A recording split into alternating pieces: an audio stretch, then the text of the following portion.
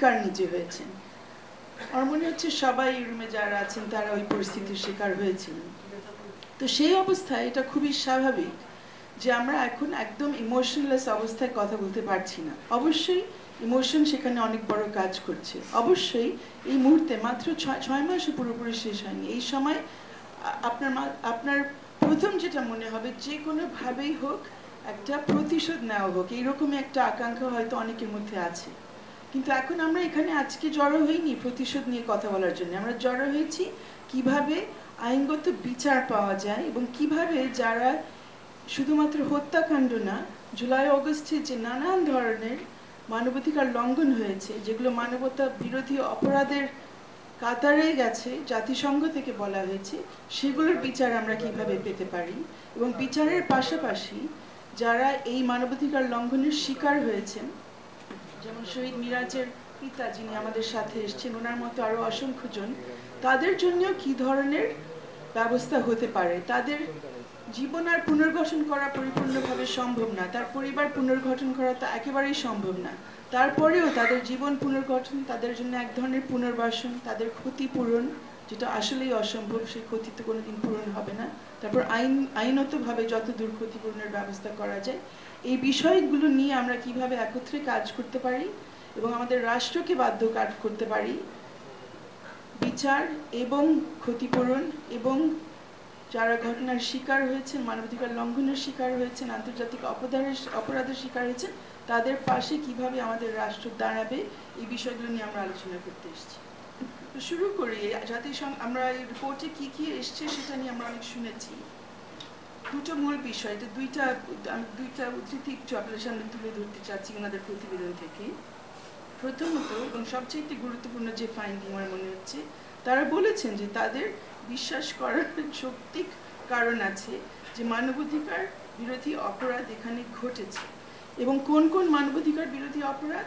গণহত্যা, নির্যাতন এবং অন্যান্য অমানবিক ঘটনা, যেগুলো একটি ব্যাপক এবং পদ্ধতিগত ব্যবস্থার মাধ্যমে যারা প্রতিবাদ করছিলেন, আন্দোলন করছিলেন, আন্দোলনকারীদের বিরুদ্ধে এবং অন্যান্য নাগরিকদের বিরুদ্ধে যারা আন্দোলনের সাথে জড়িত হতে চেয়েছিলেন অথবা জড়িত হয়েছিলেন।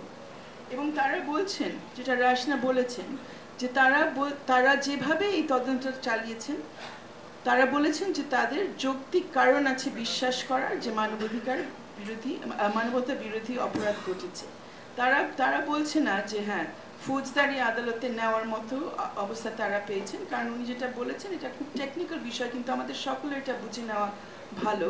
সন্দেহাতীতভাবে প্রমাণিত হয়েছে এটা ওনারা দাবি করছেন না, কারণ যেই সব অভিযোগ আপনাদের যাদের শুরু থেকে শুনছেন, জাকারিয়া যে কথাটা বললেন, একটা বিশাল না হলেও একটা ব্যাপক সমালোচনা আসছে সামাজিক গণমাধ্যমে আওয়ামীপন্থী অনেকের কাছ থেকে, এবং যারা আওয়ামী লীগের সরকারের সেই জুলাই অগস্টের বিভিন্ন ঘটনা কার্যক্রমকে যারা ডিফেন্ড করার চেষ্টা করছেন, তারা বলার চেষ্টা করছেন যে এই রিপোর্ট যেভাবে হয়েছে তাতে সন্দেহাতীতভাবে অনেক কিছু প্রমাণিত হয় নাই।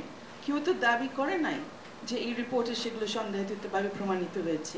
সেই জন্যই তো আদালতে যাওয়া হচ্ছে, সেই জন্যই তো আন্তর্জাতিক অপরাধ ট্রাইব্যুনালে মামলা হবে, সেই জন্যই আমাদের অন্যান্য যে ক্রিমিনাল কোর্ট আছে সেখানে মামলা হতে পারে, সেই জন্যই তো আমরা বলছি বিদেশের আদালতেও মামলা হতে পারে, আন্তর্জাতিক অপরাধ আদালতেও মামলা হতে পারে। আদালতে গেলে তো সন্দেহাতীতভাবে প্রমাণিত হতে হবে।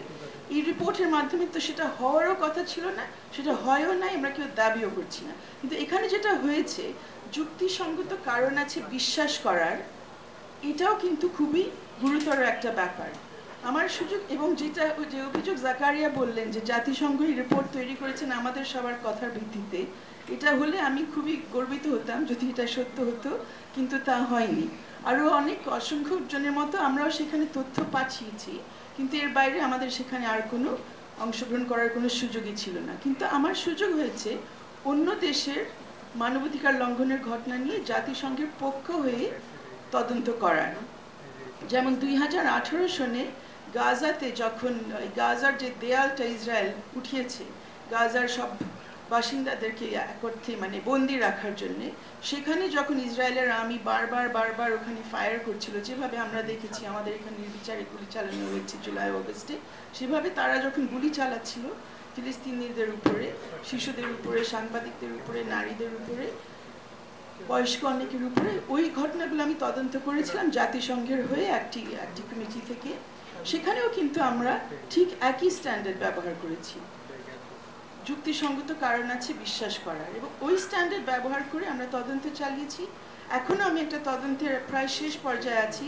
আপনাদের অনেকের মনে থাকবে ইরানে 2022 সনে যে আন্দোলনটা হলো, যেখানে জিনা মাসা তার ওই মাথায় তার কাপড় ঠিক মতো পরা ছিল না, হিজাব ঠিক মতো ছিল না, এই অভিযোগে তাকে আটক করা হয় এবং তাকে মেরে ফেলা হয়। তাদের একটা কি বলে এটা কি নৈতিক পুলিশ বা মোরালিটি পুলিশ, থ্যাংক গড বাংলাদেশে আমাদের এরকম কিছু নাই, আশা করি কোনোদিন হবেও না। তাকে যখন মেরে ফেলা হয় সেখানে কিন্তু একটা বিশাল আন্দোলন হয়, অনেক মাস ধরে চলে, এবং সেখানে সেই তদন্ত কাজে আমি ওদের কমিটির দায়িত্বে আমি আছি জাতিসংঘে। আমরা 2 বছর ধরে তদন্ত চালিয়েছি। ওই কথাটা আমি আপনাদের সামনে তুলছি কারণ ওখানেও একই অবস্থা, এইভাবে একই স্ট্যান্ডার্ডে একই মাপকাঠিতে তদন্ত হচ্ছে। ওই তদন্তগুলো যখন হচ্ছে সেখানে কিন্তু যারা এই রিপোর্টের এখন সমালোচনা করছে তারা তো এই রিপোর্ট নিয়ে কোনো সমালোচনা করে না।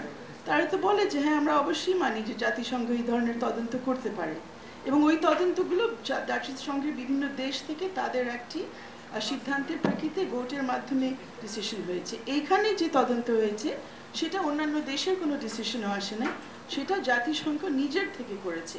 জাতিসংঘের সর্বোচ্চ যিনি আছেন মানবাধিকার হাই কমিশনার, ওনার অফিস থেকে করা হয়েছে। এবং আরও মজার ব্যাপার, যারা সমালোচনা করছেন এটা হয়তো আমরা অনেকে ভুলে গেছি, কিন্তু ওই শেষ কয়েক দিনের রাতে জুলাইয়ের তৎকালীন সরকার কিন্তু তারাও জাতিসংঘের কাছে তদন্ত চেয়েছিলেন। তো ওই সময় তারা চাইতে পারেন জাতিসংঘের তদন্ত, তারা যদি করে দিতেন এটা নিয়ে তাদের কোনো প্রশ্ন থাকতো না। এখন যতক্ষণ জাতিসংঘ করেছে এটা নিয়ে তারা নানান প্রশ্ন তুলছে। আর অন্যান্য যে প্রশ্ন